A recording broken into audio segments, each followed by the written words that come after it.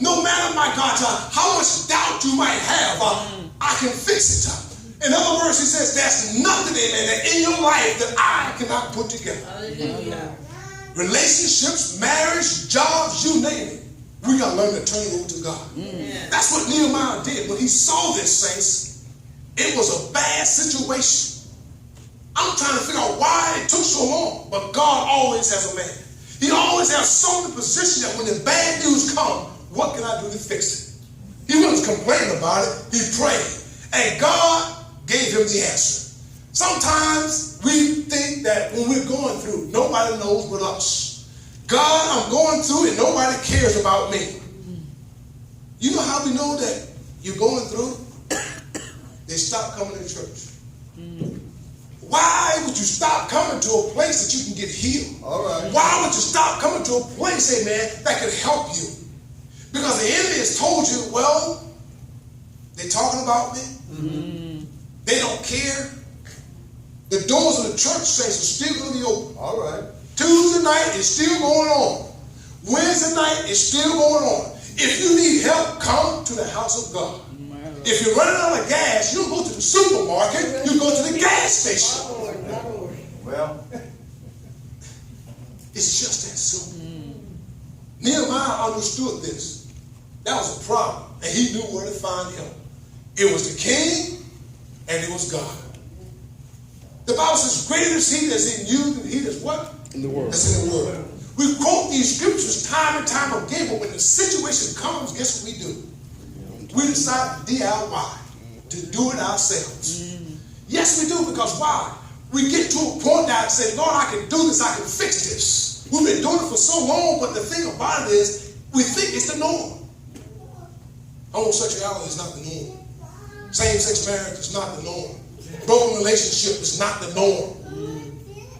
God, amen, he wants the best for us. But we got to put ourselves in the position, amen, that God can use us.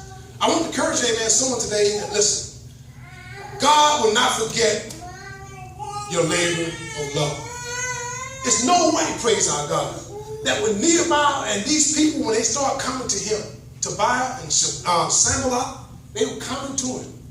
And in the second chapter, praise God, verse 20, he said the answer. He said to them, he says, I said to them, the God of heaven, he will prosper us. Therefore, we, his servants, will arise and build.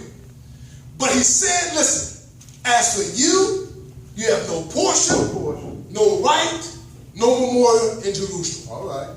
What he's saying is, listen, the adversary, he has no place in causing you, amen, to miss the blessings of God.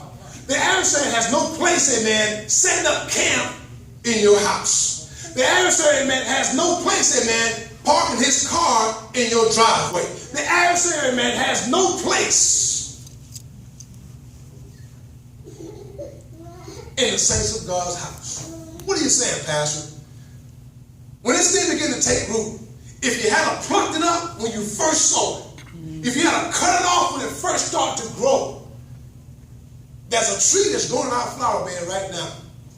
For some reason, I cannot pull this thing up. I keep cutting it, and it keeps growing. So guess what? I'm going to have to take it at the root. Saints of God, you know what the root of the problem is, but you're afraid of what's going to happen around you. You can plant another rose bush. Yes, you can. Woo! You can allow God, amen, to fix, amen, the things that, when you see God says, take it up, destroy it, get rid of it, burn it. You got to do just that. Don't be trying to save the best for yourself. When God says burn the whole thing, burn the whole thing. What are you saying, Pastor? I was on this cruise, and I began to think about a couple of things.